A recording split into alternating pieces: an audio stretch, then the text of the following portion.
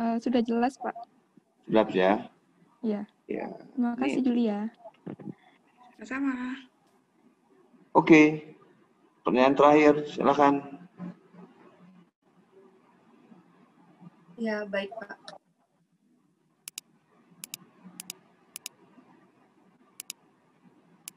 Pertanyaan Andi, dari ya. Andi.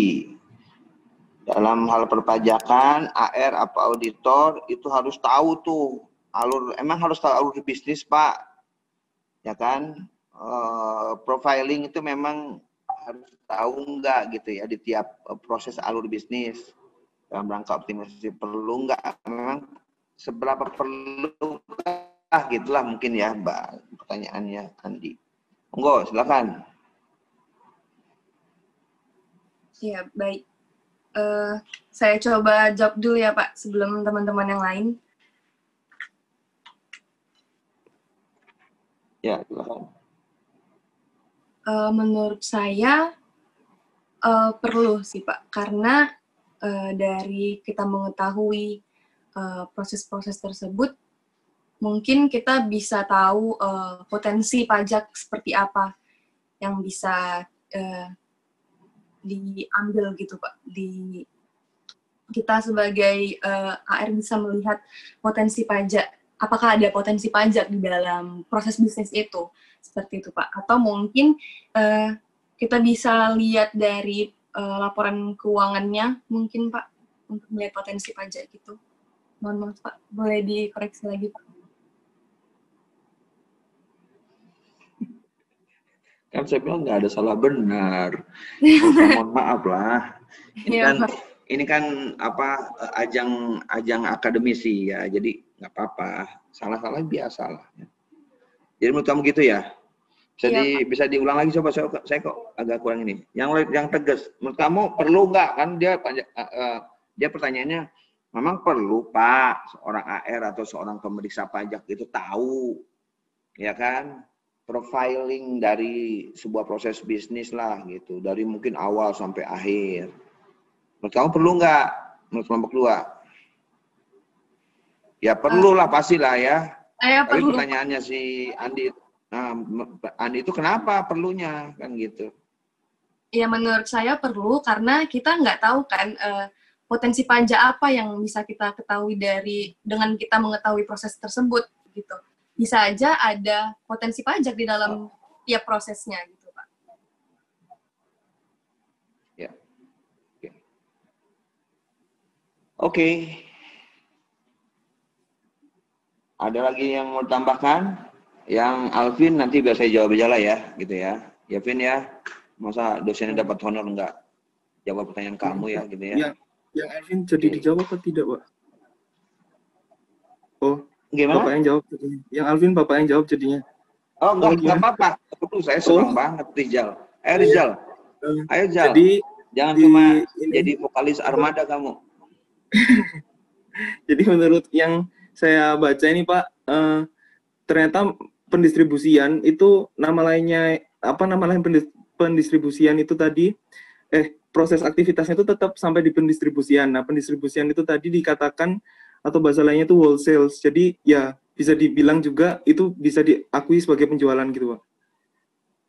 Pendistribusian, tapi aktivitasnya itu tetap di pendistribusian atau penjualan itu tadi. Wholesale sebutannya, Pak. Sedangkan kalau penjualan ke konsumen akhirnya itu baru dia penjualan komersialnya, Pak.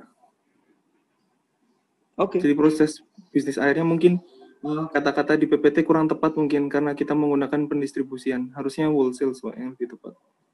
Oke. Vin, masih tega menggali kelompok 2? Sudah. Kamu kelompok berapa, Vin? Saya kelompok 6, Pak. Kelompok 6. Oh, belum mulai. Nanti kelompok 2 lah. Iya, Pak. Ya. Saya takut nanti dibahas, Pak. Oke. Ada lagi, Angelica, yang mau disampaikan kelompok 2? Cukup? Mungkin cukup, Pak. Cukup ya. Baik. Ya. Baiklah, kalau begitu ya, kita akan mulai untuk Bentar, Sepo. Ini kelas 530 kan? Banyak banget sih. Oke, teman-teman ya, terima kasih sekali lagi ke kelompok 2 ya. Saya sebenarnya mengharapkan ada beberapa uraian yang berbeda karena kan ini tadinya kelas 30 ini 530 ini kan pertama hari Senin ya. Terus kelas 529 kemudian 531 gitu ya. Tapi ini karena kita kemarin nggak bisa, maka kita undurkan. Saya udah mendengar juga pemaparan kelompok 2 di masing-masing kelas ya. Ini kelompok terakhir ya. Jadi saya kira adalah hal-hal yang baru tetap ya. Ya itulah enakin jadi dosen gitu ya.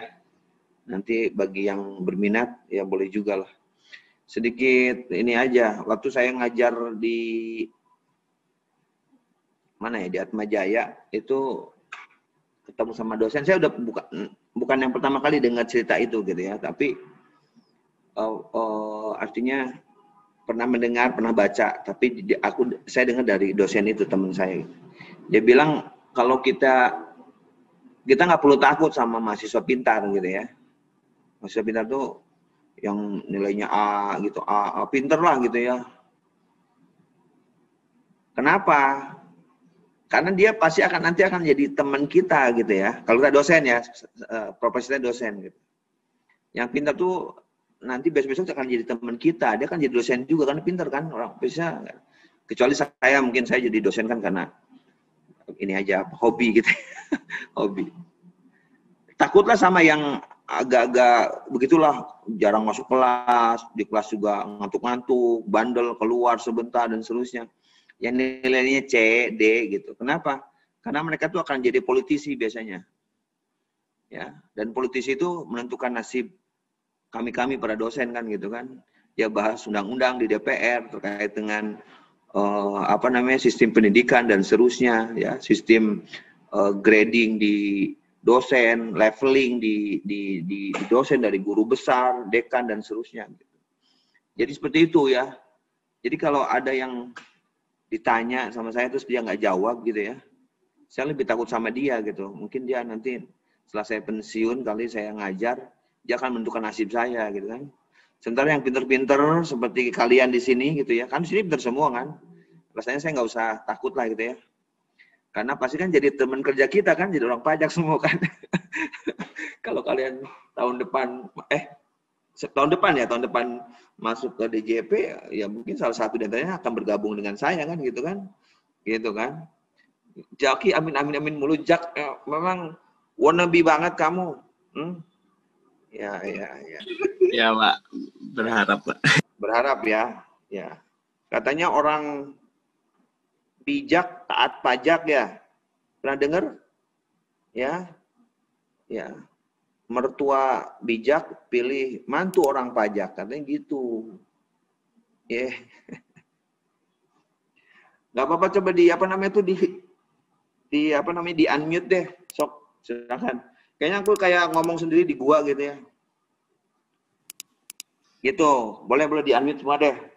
Jadi pas saya nanya ada. Ya, Pak. Jadi kalau yang ngantuk-ngantuk kedengeran tuh. Gitu ya. Tapi saya ketemu mertua saya supaya lebih rileks, ini kan hari Jumat ya. Saya pakai pakaian olahraga juga karena hari ini mau lomba memanah hari uang. Saya habis ini lomba. Jadi saya waktu ketemu sama mertua saya dibilangin seperti ini. Sebenarnya saya juga nggak nyangka bakal kamu jadi mantu saya, Mas. Oh gitu ya. Karena saya selalu nasihatin sama anak saya. Tapi ini no offense ya, enggak. Ini stigma di masyarakat. Supaya kalian tahu, nanti ini ada hubungan dengan yang akan kita omongin di belakang.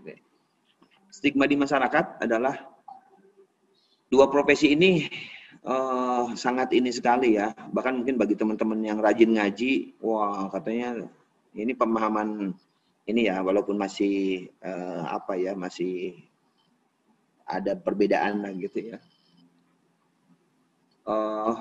Dua profesi yang sangat dihindari gitu. Saya sudah nasihatin sama anak saya, kamu kalau nanti nikah itu jangan sama 2 orang yang profesinya adalah satu polisi gitu ya. Sorry ya kalau orang punya polisi ya, aku juga kakekku polisi juga gitu ya. No offense ya, nggak ada offense. Dan kedua jangan dengan orang pajak itu ya. Jadi saya lagi mengimbangi Zaki nih. Zaki tadi kan senang dia berbunga-bunga, ya kan, mertua bijak pilih mantu orang pajak gitu ya. Ternyata sebenarnya ada kelompok mertua-mertua yang 2 profesi itu dihindari gitu. Duh, pokoknya kamu, Duk, jangan nikah sama 2 profesi deh, orang pajak atau polisi gitu. Aduh, kenapa ya? Enggak lah, pokoknya kan gitu ya. Kemudian kita menyadari ternyata 2 profesi itu sebenarnya karena lebih banyak memang selalu berbenturan dengan masyarakat gitu ya. Ya siapa sih yang nggak kesel gitu ya, lagi buru-buru, lupa pakai helm, di stop sama polisi kan. Udah mau terlambat, di stop, udah gitu ketemu polisi yang ya memang agak nyeleneh gitu kan, malah minta duit gitu misalnya kan gitu. Siapa sih nggak kesel ya, perusahaan rugi, tiba-tiba diperiksa orang pajak, suruh bayar lagi sekian ratus juta atau sekian miliar. Siapa yang kesel? Kemudian itu membawa fobia, membawa pengalaman yang buruk bagi masyarakat, dan akhirnya jangan sampai deh gitu kan. Orang yang ngasih uang yang tidak boleh kita tiru ya, uang ke polisi untuk di jalan gitu ya, tilang pun ngasih uangnya sambil ngedumel gitu kan, ya kan, sambil ngedumel gitu. Wah, moga-moga jadi sakit perut lu gitu kan begitu ya. Jadi sesuatu yang akhirnya negatif. Perusahaan juga sama, kan saya dari awal bilang tidak ada seorang pun atau perusahaan manapun yang rela bayar pajak, nggak ada, kan gitu kan. Kalaupun bayar pajak, bagaimana? Sekecil mungkin, manusiawi. Even itu di negara katanya negara sudah sadar perpajakannya, sebut mana yang katanya paling hebat, paling beradab, paling tahu demokrasi, paling paham betul bahwa negara ditopang oleh pajak. Singapura sama, Amerika sama, Eropa sama gitu ya. Saya beberapa kali mengikuti short course ya, terakhir saya di Budapest di Hungaria, saya pernah di sana ketemu sama berbagai negara, sama mereka cerita di negara kami juga bukan perkara mudah menyadarkan masyarakat untuk bayar pajak gitu ya. Oleh karenanya kalau ada semboyan sadar dan peduli pajak, waduh susah banget itu. Sadar aja udah susah tuh, apalagi peduli kan gitu ya. Kalau peduli kan lebih tinggi derajatnya pada sadar kan. Ya kan, peduli, peduli gitu ya, bukan cuma buat dirinya sendiri, buat orang lain gitu ya. Kalau sadar kan mungkin ya udahlah, daripada gua kena hukuman, dia sadar pajak kan. Kalau peduli kan dia memang gua mesti bayar pajak nih. Kenapa? Karena pajak manfaatnya buat ini, buat ini, buat ini, buat ini. Itu hal yang susah. Nah sekali lagi, stigma-stigma itu yang mengatakan orang pajak itu seperti yang tadi saya bilang, bahkan seorang mertua tadi mengatakan seperti itu harus kita sikapi dengan cara bersikap profesional. Di Kementerian Keuangan kan kita punya value, punya nilai-nilai Kementerian Keuangan ya, integritas, apa? Ada yang tahu? Ini kemarin waktu Bu Menteri datang nggak dites nih sama itu ya, integritas terus apa? Halo, ada yang tahu? Profesionalisme. Sinergi, pelayanan, kesempurnaan, gitu ya. Ya, jadi ya memang kita salah satu profesional itu ya kita harus benar-benar menjadi orang pajak yang kompeten, yang punya kapabilitas, yang punya kemampuan jadi orang pajak. Oh, kenapa? Ya itu tadi pertanyaannya si Andi tadi. Selain kita nanti akan menjadi seorang pegawai pajak yang handal, karena seorang AR atau seorang pemeriksa mustahil dia bisa menjalankan pekerjaannya dengan benar, ya kan? Dalam hal ini kan katakanlah kita bicara dari sudut pandang pajak negara ya, bisa menggali potensi, mencari, menangkap orang yang memang melakukan penggelapan pajak, ya kan? Dengan cara memahami proses bisnis. Semua jenis bisnis yang ada. Manufacturing, dagang, jasa, kuasai. Jadi begitu nanti meriksa, begitu ngawasin sebagai AR, kita paham. Itu juga sebenarnya selain tadi mengoptimalkan penerimaan pajak supaya kita jangan ditanda petik, dibodohin, dipinteri, ya kan, oleh wajib pajak. Karena tadi nature-nya wajib pajak nggak ada yang mau bayar gitu kan. Kalau nggak mau bayar kan pasti dia cari-cari cara gimana untuk supaya jangan bayar. Nah, sepanjang itu masih penghindaran pajak, tax avoidance atau bahasa kitanya masih tax planning, ya nggak apa-apa. Tapi untuk menentukan itu tax planning atau itu tax evasion, penggelapan pajak kita harus tahu dulu dong. Kan gitu kan? Nah, jadi pemahaman proses bisnis menjadi penting, Andi, ya, bahwa ya memang kita harus paham itu. Supaya kita bisa menggali potensi, ya nggak dibodohi. Dan yang paling penting tadi itu, profesional. Profesional itu artinya ya tunjukin ke wajib pajak, ke masyarakat bahwa kami benci sama Bapak, sehingga Bapak kami minta untuk bayar pajak kurang yang harus dibayar. Tapi karena memang secara proses bisnis ini loh Pak, Bapak tuh gini. Dan ini begitu masuk area pajak, ada undang-undangnya seperti ini.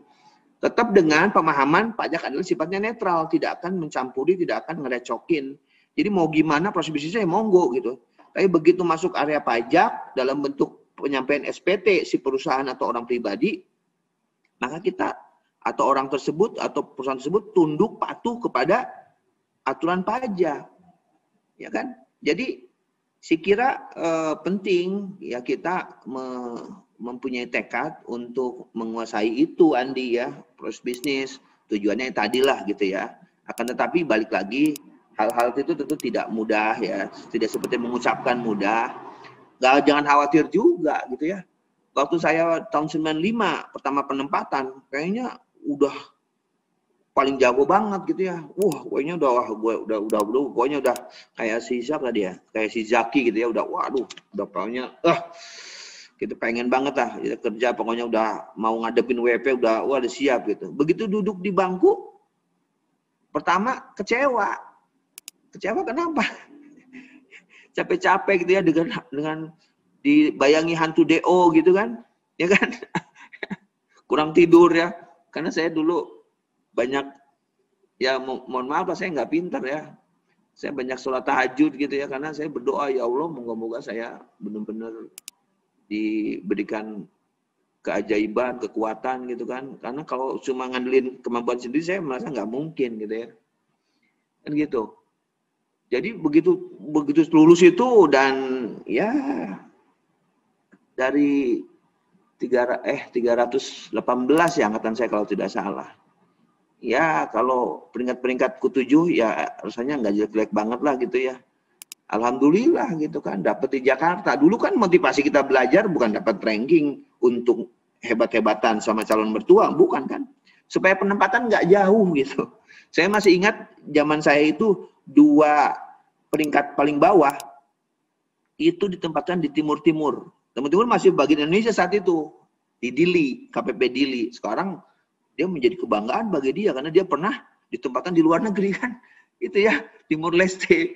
Ya, kadang-kadang sesuatu yang tidak bisa dibayangkan. Saya kebetulan karena alhamdulillah seperti itu, dapat penempatan pertama di Kanwil khusus, sekarang KPP BUMN, sekarang LTO 4 sekarang ya, di Sudirman situ, dulu di Kalibata. Jadi maksud saya, rasanya sudah cukup menumpuk di sini ilmu gitu. Tapi begitu di kantor, ya kecewa, karena hari pertama saya disuruh ngelipet-ngelipetin surat yang mau dikirim ke wajib pajak. Waduh, ini gue nggak usah berat-berat kuliah beginian ya. Ini mata pelajaran gue waktu masih TK nih, cara melipat gitu ya, rapi, terus nanti dilemin ya, terus kemudian nulis itu bukan saya karena laki-laki gitu kan. Mungkin dikiranya jelek kan, tulis dulu nggak ada pakai komputer itu enggak ya. Komputer masih terbatas tahun 95 itu gitu. Jadi digeser ke yang cewek yang sama-sama lulusan bareng gitu ya. Tulisin sama dia, kepada yang terhormat PT ini gitu. Terus itu bayangin nggak kalian coba. Itu saya seminggu itu begituan.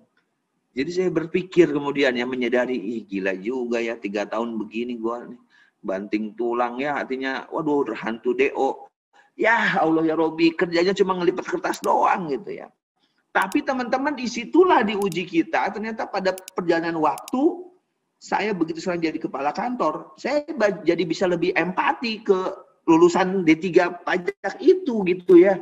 Begitu dia masuk pertama penempatan, dikasih kerjaan ece-ece, saya marah itu sama kasihnya. Jangan gitu dong. Hargai mereka, mereka berjuang sampai lulus seperti ini dan ditempatkan di Jakarta itu bukan hal yang mudah. Kasih pekerjaan yang challenging. Kasih pekerjaan yang benar-benar bermartabat lah gitu ya. Saya nggak bilang ngelipat nggak bermartabat, enggak gitu ya. Tapi kemudian saya juga menyadari penting juga gitu. Saya melakukan itu, jadi saya lebih empati juga kalau ada pegawai lain gitu ya. Ya, yang melakukan itu. Waduh, kalau tanpa ada yang jadi itu berat, Bos, ya.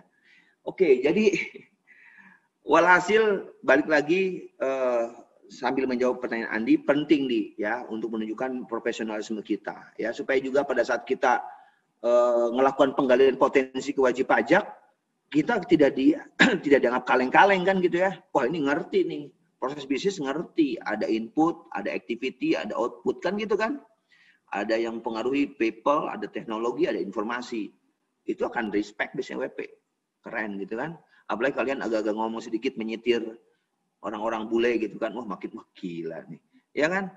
Ya, dan siapa tahu ya Zaki ternyata WP yang datang gitu ya, dia punya anak gadis di rumah yang begitu lihat Zaki, wah ini dia nih calon mantu idamanku gitu ya.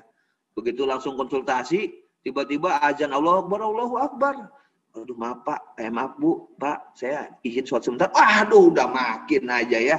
Ini dah, wah banyak kesempatan lah yang bisa kamu peroleh ya. Ya, kayaknya makin gak sabar lah ya. Ya. Saya perlu memotivasi Zaki karena Zaki dari tadi itu bersama. Ya, siap Pak.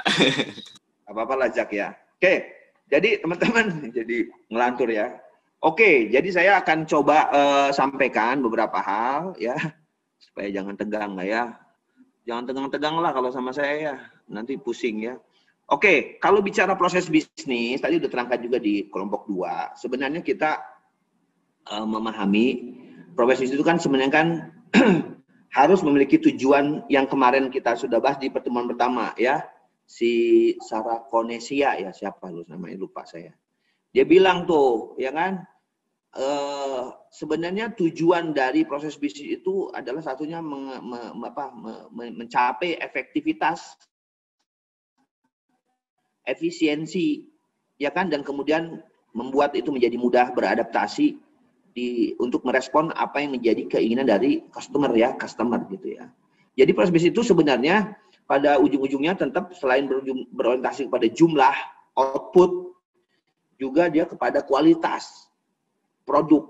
Nah, dengan efisiensi, efektivitas, kualitas produk yang memadai lah, atau dalam kata lain yang bisa beradaptasi termasuk dengan apa yang diinginkan oleh konsumen, itulah yang menyebabkan sebuah bisnis akan bisa bertahan, bahkan bisa menjadi berhasil, leader di marketnya, ya kan?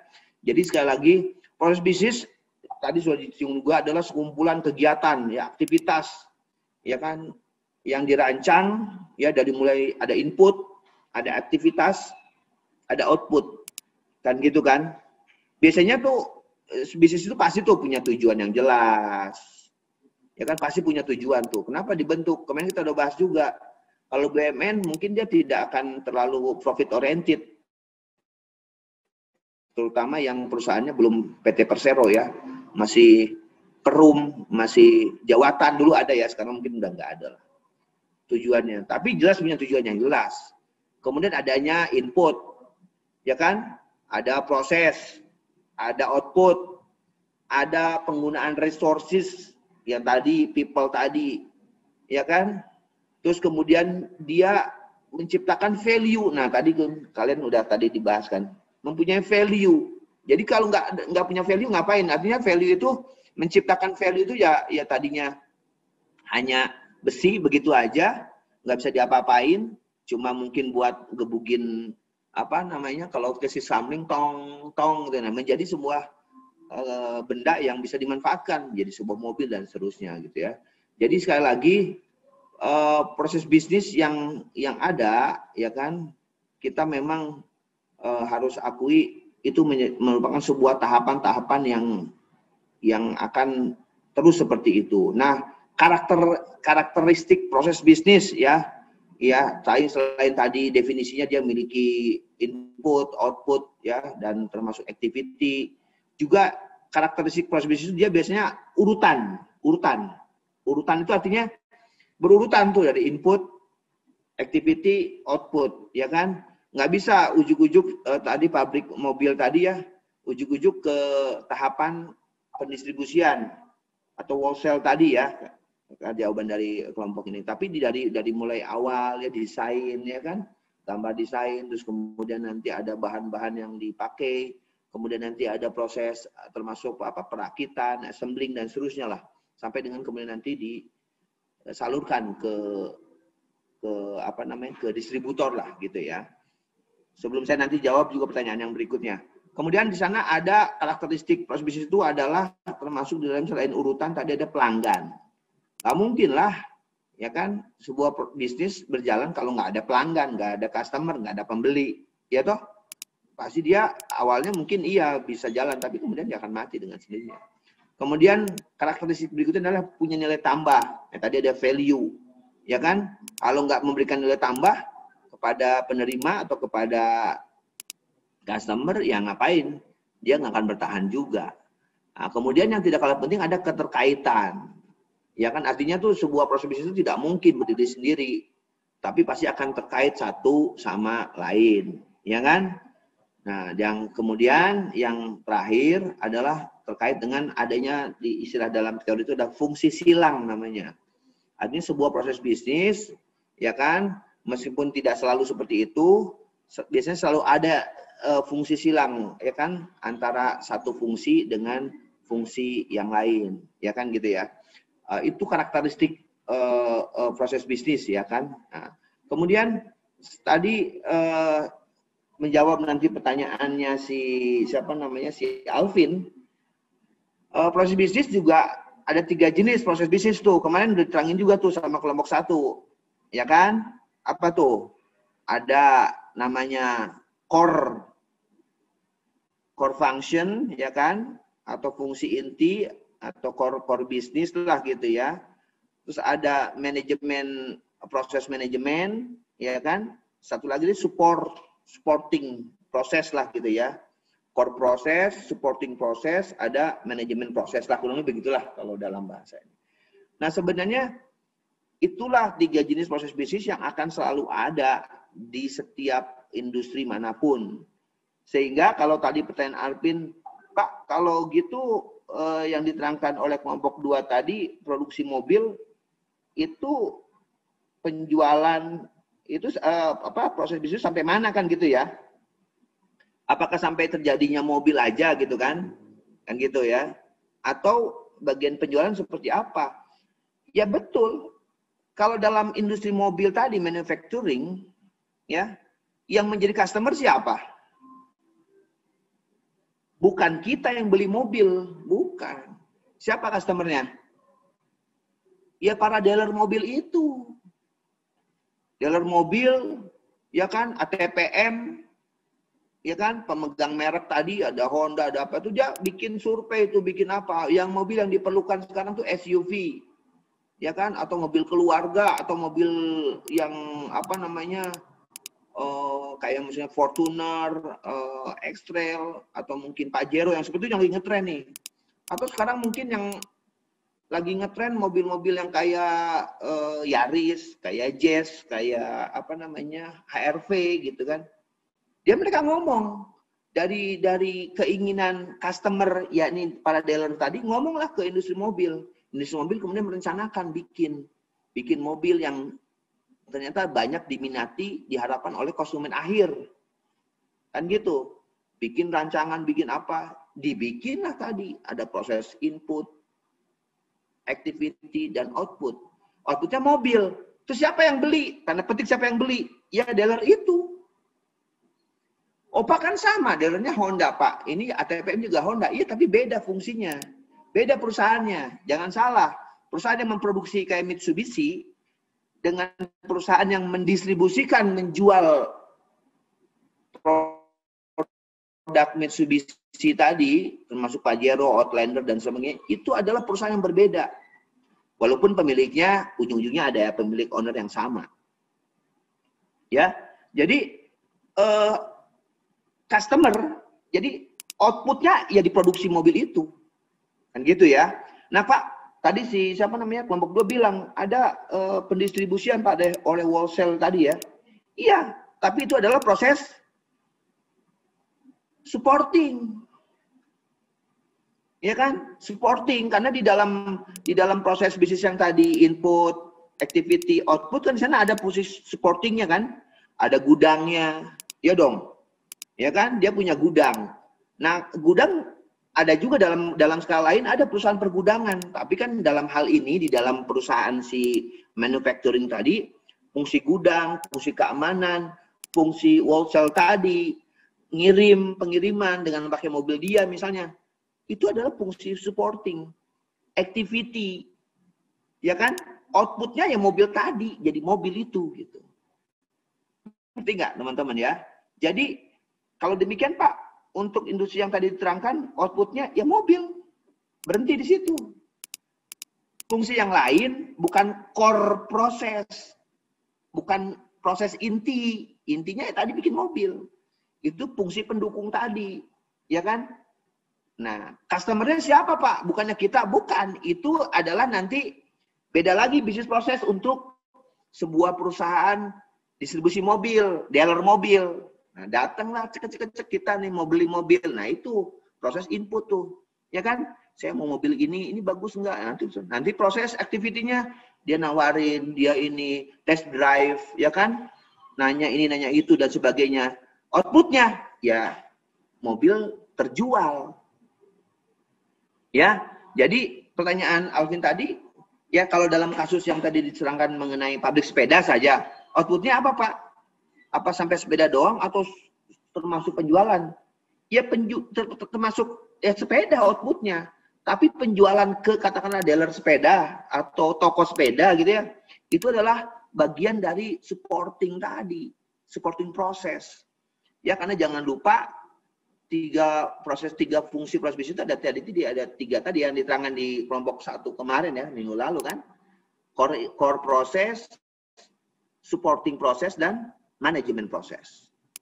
Ya, tapi pada intinya jelas lah gitu ya. Kurang lebih jawaban buat si Alvin seperti itu ya. Jadi sekali lagi banyak hal yang barangkali harus kita dudukan pada porsinya ya. Teman-teman jangan terlalu bingung dalam fakta di lapangan gitu ya. Karena bagaimanapun memang itulah berbagai macam bauran pengelompokan proses bisnis banyak di sana di lapangan kan gitu ya. Kemudian mungkin saya juga ingin sampaikan di sini kalau bicara tahapan proses bisnis yang baik itu kan dari mulai analisis kegiatan usaha. Ini tahapan kalau perusahaan mau bikin usaha itu kan ngumpul dulu tuh para ownernya. Konon kabarnya Lion Air itu dibikin oleh Rudy Kirana itu di sebuah restoran sambil ngopi-ngopi. Terus oret-oretan butuh biaya berapa itu pakai tisu yang ada di restoran itu, ngerti nggak? Kalau kita di restoran suka ada tisu tuh, tisu untuk ngelap-ngelap tangan ataupun habis makan tuh. Dia dari situ nulis-nulisnya. Jadi bukan rapat di gedung terus membahas kayak keren kayak di film-film gitu, enggak gitu ya. Oret-oret akhirnya oke, kita bikin yuk perusahaan penerbangan, jasa penerbangan Lion Air tadi. Tapi tetap namanya itu analisis kegiatan usaha, analisis proses bisnis lah. Kita mau ngapain? Kita mau bergerak di bidang apa nih? Industri, perdagangan, jasa. Itu dikalkulasi dari awal, ya kan? Ada diskusi, ada analisis terkait dengan kegiatan tersebut. Baru kemudian tahapan kedua, penentuan proses bisnis. Ini biasanya manajemen menentukan, nih gue mau proses bisnis dagang, gue proses bisnis yang manufacturing atau jasa. Kan dari situ juga mulai dibahas mengenai biaya-biaya akan dikeluarkan sampai dengan proses bisnis itu nanti berjalan. Yang ketiga, tahapannya itu adalah pelaksanaan proses bisnis atau proses bisnis berjalan, kan gitu ya. Jadi tahapan proses bisnis itu setelah tadi ada proses analisis, proses penentuan, mau proses bisnis apa atau bisnis apa, ada pelaksanaan. Ya kan, analisis, kemudian penentuan proses bisnis tidak akan juga manfaat kalau tidak ada pelaksanaan, tidak dieksekusi lah kan gitu ya. Jadi di sini ditentukanlah divisi karyawan mau berapa dan seterusnya, udah mulai berjalan tuh. Kemudian yang tidak kalah penting evaluasi proses bisnis. Ini bisnis yang udah lakukan ini udah benar belum nih? Masih bisa lebih efisien nggak? Masih bisa lebih meningkat nggak dan seterusnya. Gitu ya. Jadi saya kira nanti juga sebenarnya kalau kita hanya mengenal tadi input, activity, output, sebenarnya kalau bicara komponen bisnis secara detail itu selain tadi ada input, activity, output, ada juga di sana tujuan, ada batasan, ya kan? Artinya tujuan itu proses bisnis itu ya harus punya tujuan. Ini mau ngapain nih? Kan gitu kan? Misalnya proses bisnis untuk apa bisnis itu dilakukan kan gitu kan? Harus sudah tujuan ya. Tadi saya bilang apa mencari laba, apa mungkin melayani masyarakat, udah jelas ada tuh. Kemudian nanti ada batasan, ya kan? Jadi komponen proses bisnis sebenarnya selain tadi ada yang saya bilang input, activity, output ya. Ada di sana ruang lingkup proses, ada analisa dan semuanya lah. Baru kemudian input, kan gitu kan? Input itu yang tadi sudah diterangkan oleh kelompok 2. Kemudian output di dalamnya di tengah-tengahnya ada proses yang namanya activity. Kemudian sumber daya itu yang dibilang dengan people tadi, ya kan? Kemudian setelah itu ada organisasinya, ya kan? Mungkin artinya tuh bisa terdiri dari beberapa ya divisi yang tadi saya bilang mungkin perakitan, terus pengecetan dan seterusnya ya gitu ya. Kemudian terakhir ya tentu menghasilkan sebuah nilai kan gitu ya. Nah, tadi pertanyaan siapa ya? Si Faijal ya. Kalau perusahaan jasa itu input outputnya berupa apa kan gitu ya kalau nggak salah ya tadi ya. Kalau perusahaan jasa sebenarnya tadi kalau perusahaan manufacturing kan kalian udah tahu lah ya gitu ya. Kalau perusahaan jasa sebenarnya tadi sudah juga diterangkan inputnya ya tadi mungkin berupa katakanlah keinginan customer datang. Kalau tadi perusahaan jasa konsultan dia datang tuh. Ya kan, makanya tadi juga dibilangin tuh manusia, teknologi, informasi. Informasi itu sebenarnya ada agak banci nih, bisa sebagai input, bisa sebagai output, kan gitu kan.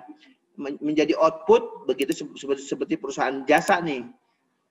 Outputnya ya berupa informasi. Informasi bahwa perusahaan Anda sudah efisien, perusahaan Anda sudah melaksanakan budaya organisasi yang baik, ya kan? Atau mungkin tidak baik atau kurang baik sehingga harus dibikin baik dan caranya harus seperti ini. Itulah outputnya berupa informasi kan, gitu ya. Tapi juga informasi bisa input dari awal calon customer atau klien kita datang ke kantor kita ngomong perusahaan saya kayaknya ini deh susah ya, budaya kerjanya masih jelek banget sehingga berpengaruh kepada produksi kami kan gitu ya.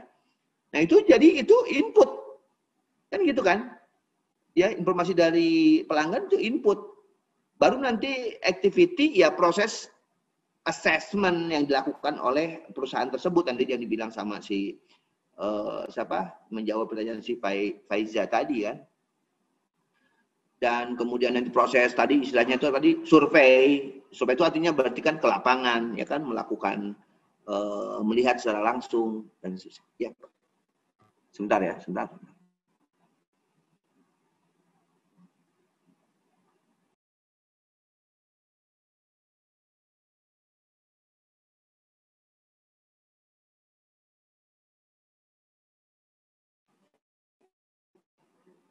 Siapa? Erlinda. Erlinda, oke. Fandu, sampai dengan sekarang ada yang belum hadir ya? Erlinda, betul?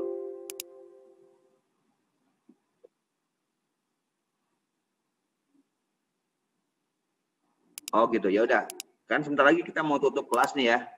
Jadi kita anggap tanda petik Erlinda nggak masuk ya. Saya udah konfirmasi duluan nih ya. Kalau ada yang mau ngubungin lagi monggo, ya. Ya, 9:05 kita tutup aja ya, dan mungkin satu orang tidak hadir, Elinda itu ya. Thank you ya, Pak. Oke. Ya, jadi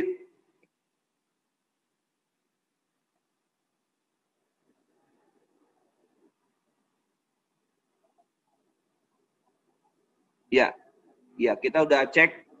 Ya, cuma satu, cuma Erlinda kan, betul kan yang tidak hadir kan? Oke. Oke. Jadi gitu ya. Jadi sebenarnya masing-masing perusahaan tentu berbeda. Seperti perusahaan dagang.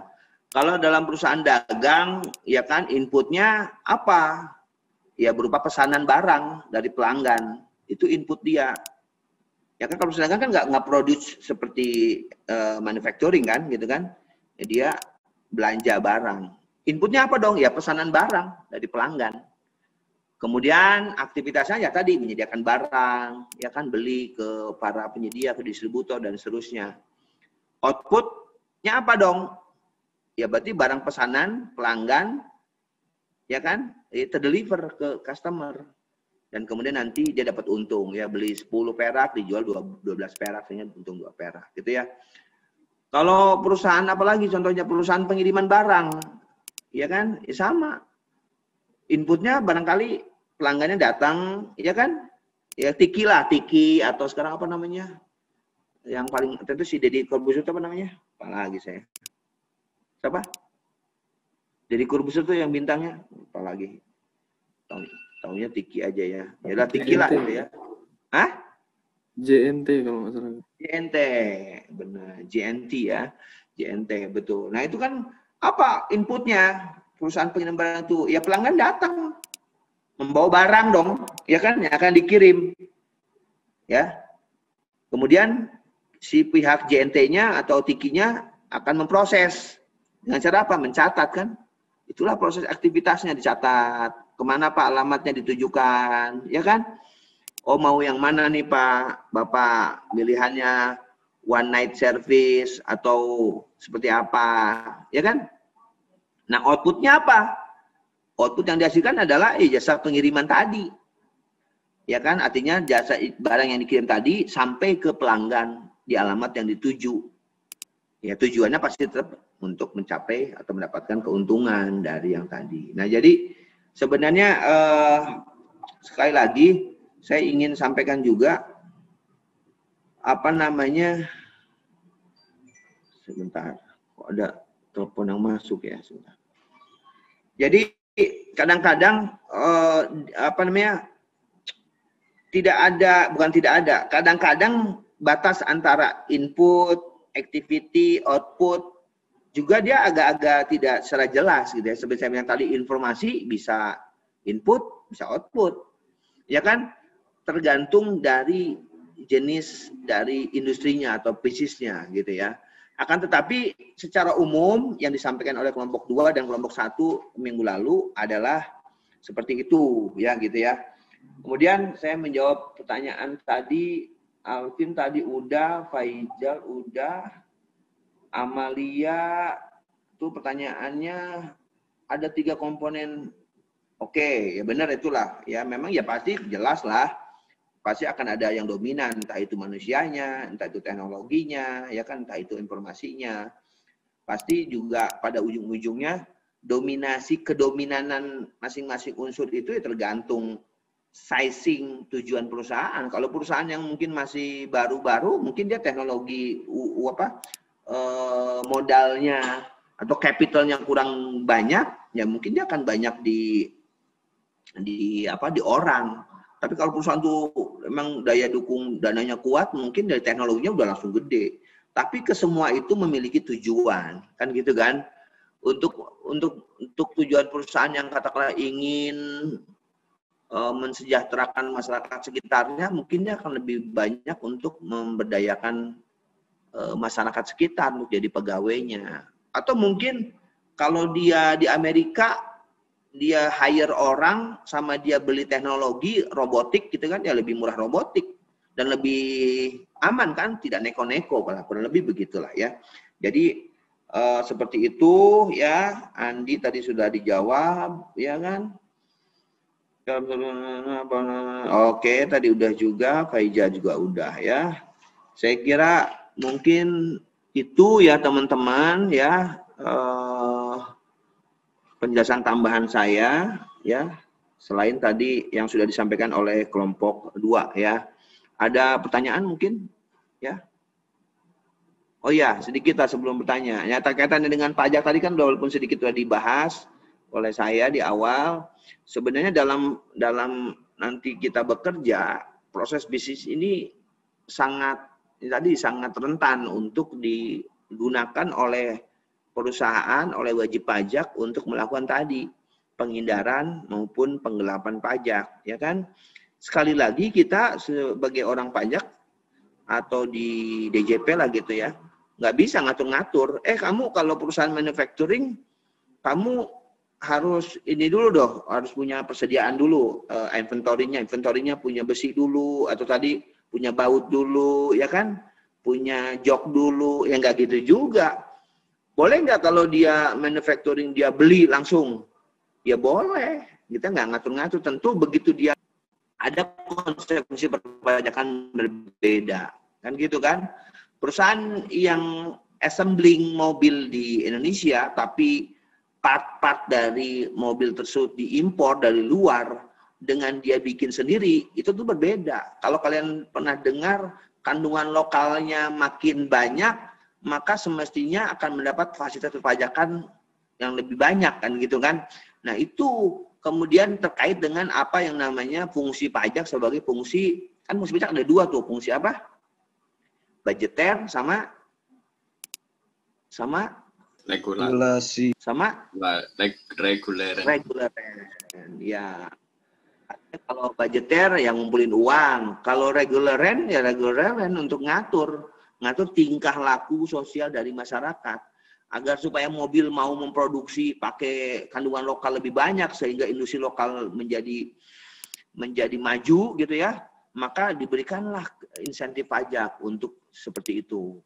Agar supaya kita lebih cinta produk Indonesia, Mas Pion tuh ya. Maka apa namanya, untuk impor diberikanlah tambahan pajak yang cukup besar. Padahal fungsinya sama. Padahal mungkin kalian beli beli sepatu merek Indonesia itu apa mereknya di sini ya? Saya nggak tahu juga ada. Ya Cibaduyut lah, kulit di Cibaduyut di Bandung, dengan kalian beli yang merek yang branded ya kan, Gucci atau Louis Vuitton, sama kekuatannya. Cuma karena dari impor dipajakin lah gede sehingga sekarang harganya menjadi mahal. Konon kabarnya mobil di Indonesia ini adalah mobil termahal, yang cukup termahal, jajanan termahal di dunia. Karena kita untuk biaya masuknya aja 100% sendiri.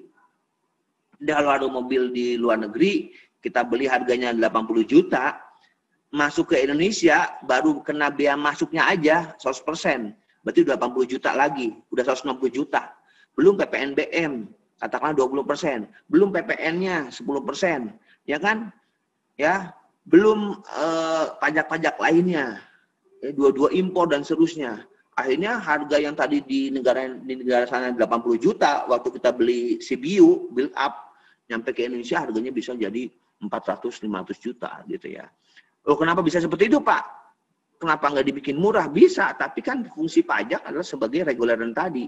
Mengatur tingkah pola orang supaya udahlah beli yang jangan CBU, tapi yang dirakit di Indonesia. Dia lebih murah, memajukan usaha-usaha yang ada di Indonesia, industri. Ya, jadi sekali lagi, nanti di dalam pekerjaan atau di dalam, dan kan mungkin akan sana arahnya ya, maka pemahaman mengenai proses bisnis ini menjadi penting, dan diharapkan dengan mengetahui proses bisnis tersebut, tadi betul kita bisa mengoptimalkan penggalian potensi perpajakan, ya kan, seperti Angelica bilang tadi. Tapi di pihak lain kita juga jelas menjadi menjadi seorang orang pajak yang profesional,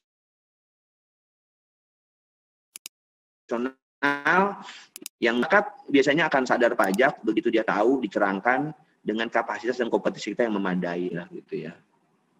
Ya Pak, sebentar.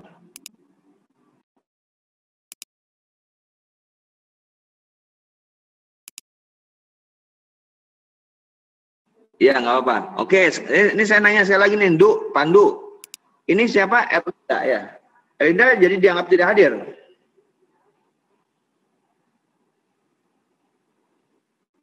Enggak. Oh gitu. Iya. Jawab. Oke, gimana kalian? Ya mungkin ya lah. Nanti paling nanti ya, dianggap tidak hadir aja lah. Ya, nanti yang lain protes lagi ya. Dianggap hadir kan dia nggak ikut, Pak. Oke. Thank you. Ya, walaupun kalau saya jadi kalian kadang-kadang ya nggak apa-apa Pak, yang rugi sendiri dia nggak ikut mata kuliah, nggak dapat ilmu, nggak tahu dia ada ilmunya nggak yang gua omongin ya, nggak tahu juga lah ya. Oke gitu, ada pertanyaan teman-teman sebelum saya tutup?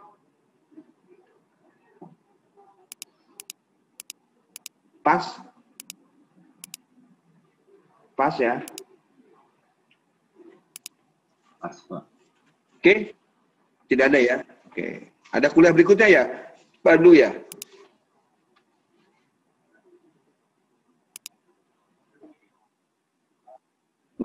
Oh jam 2 ya, setelah Jumatan ya. Baik teman-teman semua ya, kalau memang tidak ada ya, saya ucapkan terima kasih. Saya waktunya saya juga udah harus ikutin lomba juga ya. Jadi ya udahlah, nanti kita bahas lagi. Tapi saya pengen nanti kelompok 3 ya. Walaupun bagaimana kelompok 2 bagus, terima kasih sekali lagi untuk presentasinya. Nah, untuk kelompok 3 barangkali monggo kita explore. Saya kira bicara pajak adalah bicara sesuatu yang seru ya. Semestinya kalian, saya berharap lah di pos-pos yang akan ditentukan kemudian ya kan. Dan kalian bisa berkarya, berkontribusi optimal buat negara. Caranya bagaimana? Ya saya pikir memang tidak ada jalan lain kecuali kalian harus kompeten, harus punya kapabilitas yang baik terkait dengan hal-hal di luar, bukan hanya pajak gitu ya, tapi hal-hal lain yang ada kaitannya dengan pajak ya. Termasuk nanti mungkin saya nggak tahu di kuliah yang sekarang ada nggak tuh pelajaran skill, communication skill gitu ya. Ya. Kalau kalian mungkin yang cewek-cewek tahu ada John Robert Power ya, itu biasanya kan duduk aja diatur ya kan, duduk kita ngadepin WP dengan tegap gini, dengan dia ngelengsor di bawah gini, itu beda tuh ya. WP ada yang mau bayar pajak tiba-tiba jadi malesi gitu ya, wah kurang ajar nih gitu ya. Kadang-kadang ya itulah, manusia perlu dimanusiakan dan kita harus belajar juga etika, belajar attitude ya kan. Namun dari kesemua itu saya yakin, karena saya juga sama dengan kalian lah ya, dari D3 pajak juga, di Prodi, PKN STAN, reputasi kita, reputasi lulusan-lulusan dari Jurang Mangu ya, dari Pondok Aren, itu adalah reputasi yang sangat bisa diandalkan lah gitu ya. Jadi ya baik-baiklah kalian belajar ya kan, cintailah produk ya, cintailah apa yang akan menjadi masa depan kalian gitu ya. Kalau yang sampai sekarang masih belum move on gitu ya, masih pengen masuk ke hukum UI atau mau masuk ke teknik arsitektur gitu ya, bawa paralon itu kan kita bangga tuh ya. Saya kalau dulu waktu saya kuliah kan saya ikut taekwondo juga gitu, kalau kita mau bertanding sama universitas di luar tuh lihat orang rambutnya gondrong ya, terus bawa paralon gitu ya, keren banget gitu ya. Tapi enggak lah ya, kalian udah bener pilihannya lah ya. Jadi saya kira dimensi kerja di pajak bukan cuma dimensi kerja nguntungin perusahaan yang kita kerja di sana, tapi juga kita bagaimana berjuang mengumpulkan rupiah demi rupiah untuk nanti kita pakai buat kesejahteraan rakyat kan gitu kan. Insya Allah nawa itu kan untuk ibadah, untuk buat kebaikan, itu akan lebih bermakna. Kemudian masalah karir ya udah tinggal tunggu aja lah ya gitu ya. Saya juga nggak nyangka juga 95 kalau lihat seorang kepala seksi itu kayaknya tinggi banget. Zaman saya dulu masih ada kasubsi, kasih, baru kepala kantor ya. Ya sekarang diberikan amanah oleh pimpinan untuk jadi kepala kantor. Ya begini-begini aja, nggak ada bedanya gitu ya. Cuma ya kalau ekspektasi kalian berapa sih kerja sekarang? Kan kalau AR mungkin saya pernah nanya belum ke kalian ya. Mungkin kalian udah tahu juga kali ada orang tua yang dipajak juga. Ya AR kalau sudah rada setahun 2 tahun mungkin belasan juta lah. tidak kecil, negara memberikan fasilitas, memberikan remunerasi yang sangat mencukupi menurut saya ya. Untuk jadi kasih itu nanti dia sekitar berapa? 30 jutaan something lah gitu ya. Kalau kepala kantor ya jangan tanya lah ya. Nanti kalian iri lagi sama saya gitu ya. Tapi ya cukup lah gitu. Untuk bisa kalau ketemu sama orang-orang oil company ya, tanya-tanyaan berapa take home pay lu kan gitu kan ya sudahlah, karena dulu saya masih ingat betul gitu ya, saya jadi AR itu pertama, saya pernah jadi AR juga ya, tahun 2004 saya AR ya kan, 2004 AR 2000 pokoknya ya 2004 AR 2014, 10 tahun kemudian saya kepala kantor. Nah, itulah agak-agak sedikit. Inilah supaya semoga kalian menyemangati kalian ya. AR saat itu gajinya udah berapa ya? 15 jutaan apa bahasa saya agak lupa. 16 juta. Itu gede banget kayaknya ya. Tapi begitu diterima, jadi biasa juga gitu ya. Biasa aja gitu ya. Ya, jadi kasih 30 something, gede juga gitu. Tapi begitu terima, ya biasa aja gitu ya. Tapi jadi kepala kantor mungkin ya oke lah. Kepala kantor sekitar 55 juta.